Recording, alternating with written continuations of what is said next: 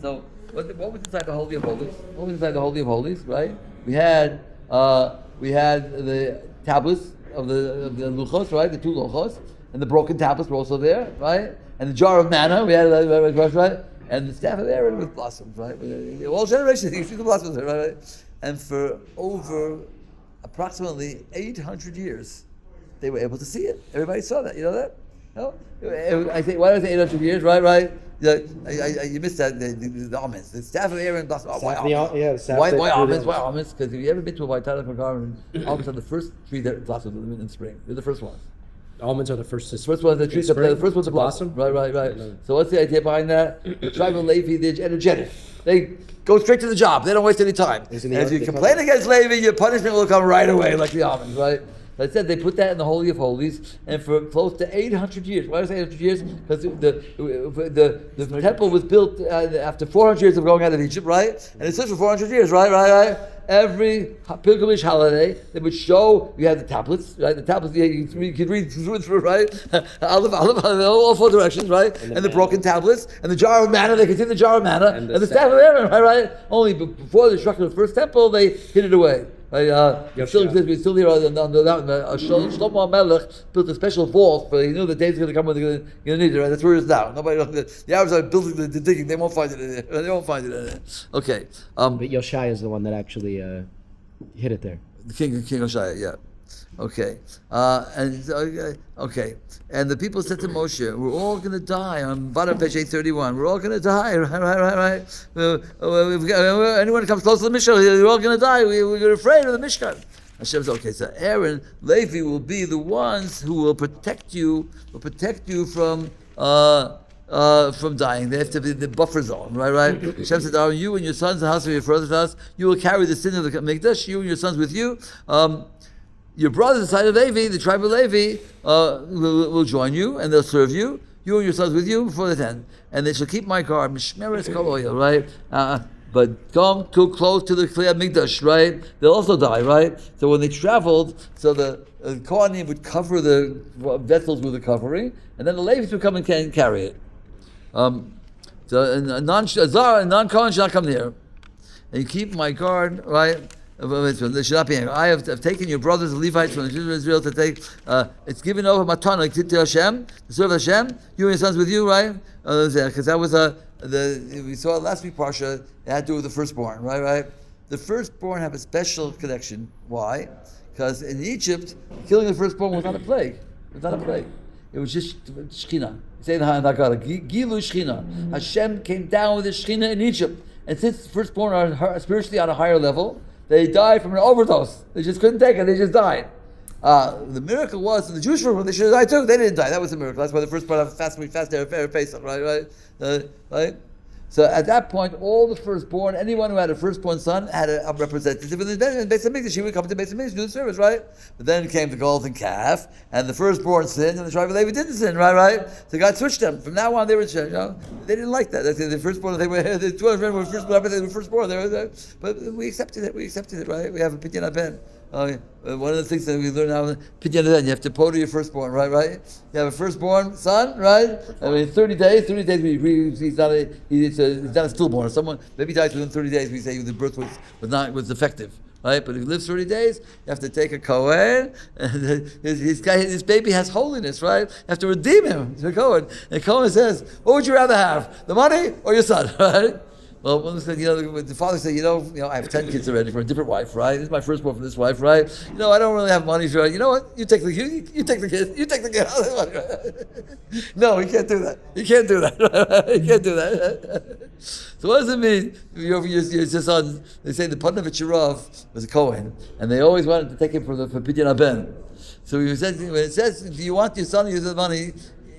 You're a new father. You just had a firstborn son.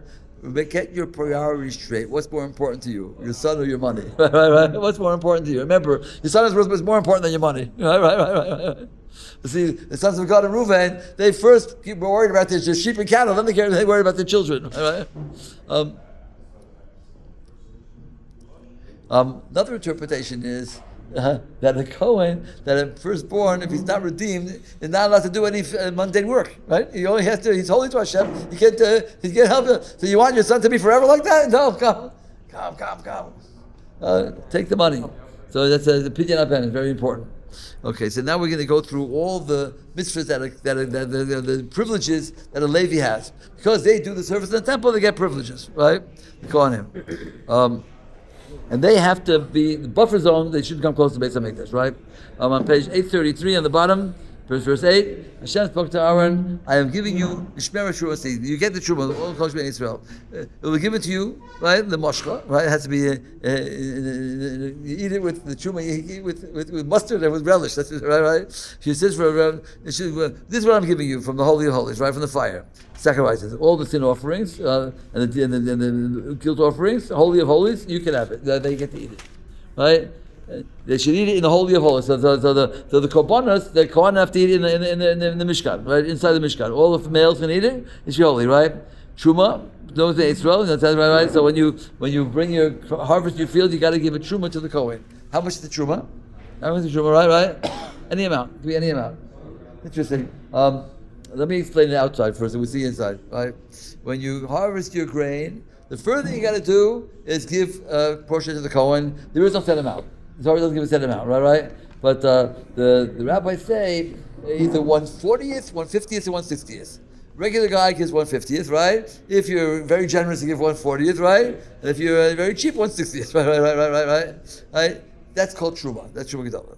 Then you give a tithe, a tenth of the entire. You have 100 acres, 10 acres you got to give to the Levi. Give the Levi, right? The Levi has to give. Now the Truma is only eaten by the Kohen. Can't be eaten anyone. Only by the Kohen. No one, some non-Kohen cannot allowed to eat it, right? The Kohen and his family and his wife and his children, right? But it goes to the Levi. But the Levi has to, from the 10 you give him, he's got to give 1/10 to the Kohen, right? That's called Trumas Meiser. Right? So you had 100 acres, right? And you gave the Kohen 1/40th or 1/50th, 1/60th, right? What's left of that 100 acres, you have to give 10 acres to the Levi. He got to give 1 acre to the Kohen, right? But that can be eaten by anybody. Anybody can eat that. Then we have the second tithe. So we have a 7-year cycle. 7th year is a sabbatical year. There's no harvest, right? So 6 years, right? First and second. 1, 2, not 3, 3, 4, not 6. What? 1, 2, not 3, 3, 4, not 6. 3 and 6, they go to the Ani. No, first, 3 and 6. If 1 and 2 and 3 and 4 and 5 go to the Levi. No. Because the owner eats it. The owner eats it, right? You had 100 acres, right? You're left with 90 acres, right? You got to take a tithe of that 9 acres, and the first and second and fourth and fifth year, the owner gets to eat it in Yerushalayim. Right? Yeah, you have to take it in Yerushalayim. Now if that goes to the poor man. Now if it's too much to carry, 100 acres to get to Yerushalayim, you can redeem it on money. Right, the value of that grain, you take the money to Yerushalayim, and with that money you buy food, and the holiness transfers from the grain to the money, from the money to the food. That's called Ma'aser Sheni. That's the second tithe, and the third and sixth year that money is given to the poor man. Right now, that is in temple times. What do we do today? Today we also have tevel, or prohibition of tevel. You're not allowed to eat untithed grain that grows in Israel. Right? That's called tevel, right? But we have no Beis Hamikdash today, right? So the Kohen, you can't eat it anyway. You know for sure it's a Kohen, right?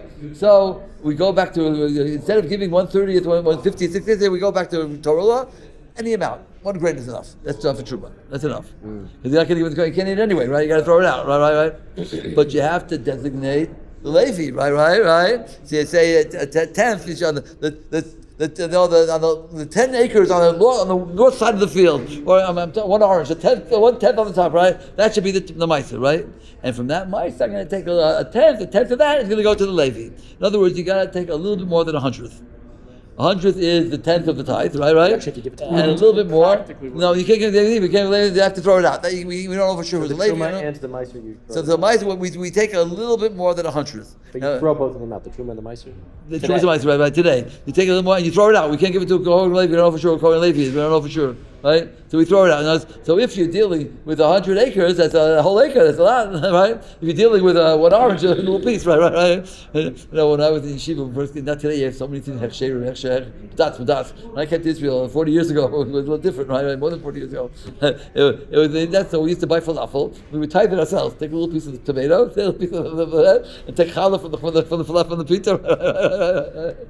Anyway, Then so okay, but what about the Ma'aser Sheni? So Ma'aser Sheni we redeem. So in temple times you redeem it with the value. You would take the money to Shalom. Today you can redeem it on 1 pruta. It has to be 1 pruta. Now, how much is a pruta? It depends on the value of the silver. Sometimes the shekel can have many prutas in it, right? And then when you get to the last one, you redeem the shekel on 10 agarot and you throw it out. It's not a very expensive deal, all right?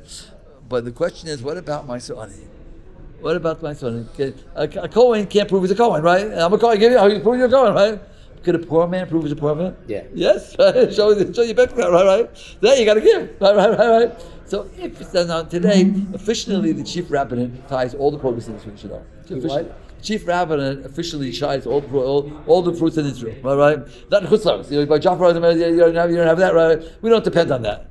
Because these kibbutzim are not going to agree to throw out a whole acre, right? So they come on to all kinds of leniencies, right? We don't depend on that, right? But since it's possible that they tithed it already, so if I'm tithing it now, it's only out of the question. It's a question, right? In that case, I can tell the poor man, right? Prove it wasn't tithed. Maybe it was tithed already. You can't, right? But if you know for sure it wasn't tithed, right? I grew it in my backyard, right? You got to take a tenth, the third and 60th guy, and give it to a poor man, right? But you can make a deal with him. You know, poor man. You don't need a whole acre of grain. You know what? I'll give it to you, and you'll sell it back to me for $1. All right? Make a deal with me. If you don't want to make the deal, you know what I'll do? I'll find another guy who will. I'll find another poor guy. Right? You can get away with it, right? Because he doesn't need all that grain. What's he going to do with all that grain anyway? Right? So basically today, the Chazon Ish has a nusach what to say. You take a little bit more than a tenth, and you got to throw it away, and then you have to say that it should be a little bit more as a truma. And the tenth says that truma is meiser, right? And that's the meiser is on the left side. Meiser can be eaten by a non-Kohen. Anyone can eat the meiser. Once I take care of the truma, and the rest is going to be eaten, right? And the bottom side should be the meiser sheni, and I redeem it on my coin, right? And the third and sixth year, the poor man, tell him, prove what the tribes, and I'll give it to you. That's what we do today. Okay, so let's see inside. We're on page 835. How much time do we have? Okay. The bottom, top of the page, right? Trumas matana. All they have to give you your daughters, right? The truma can by the Kohen and his wife and his children, his daughters, right? And his sons and daughters, right? But what happens if his daughter marries a non-Kohen? Remember we learned about that once before, right? She can't eat it anymore, right? But if her husband dies, she go back to daddy and eat it again. But if she has a son or a daughter from that non-Kohen, she cannot go back anymore. But if that son or daughter dies, she can go back, right? Or the other way around. The daughter of a non-Kohen marries a Kohen. She's his wife. She can eat the truma, right? But if the Kohen dies, she can't.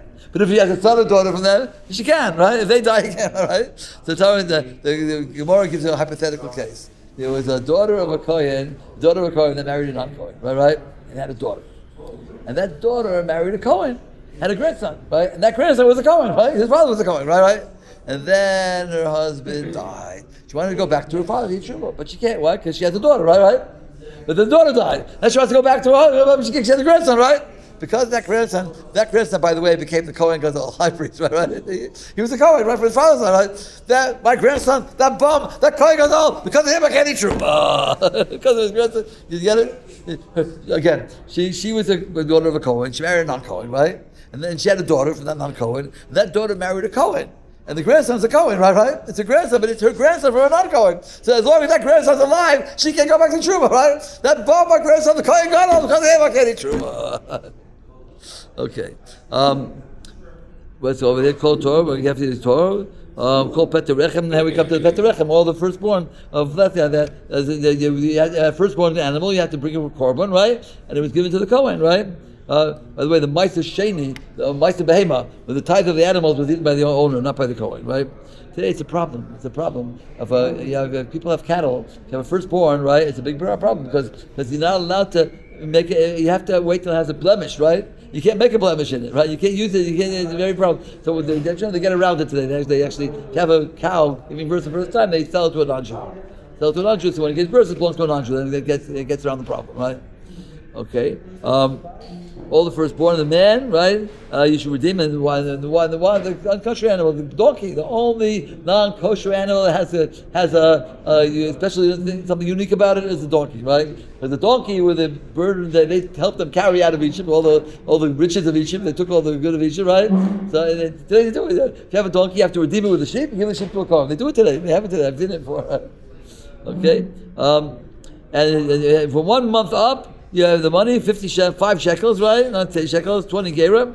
The firstborn ox and the firstborn sheep, right? Should be holy to Hashem. Bring a sacrifice and put the blood on the altar, and the flesh should go to the Kohen. Okay, that's all the Truma said. Then it says, bris melach olam. It's a bris of salt forever. Salt. You know, we always put salt on. Why do we put salt on our bread? You know why we put salt? Because the base of big dish, all the sacrifice had salt. Why salt? What's the melach about salt? Salt is a preservative. Salt never gets spoiled, right? Before they had refrigeration, they wanted something to keep. They were saying,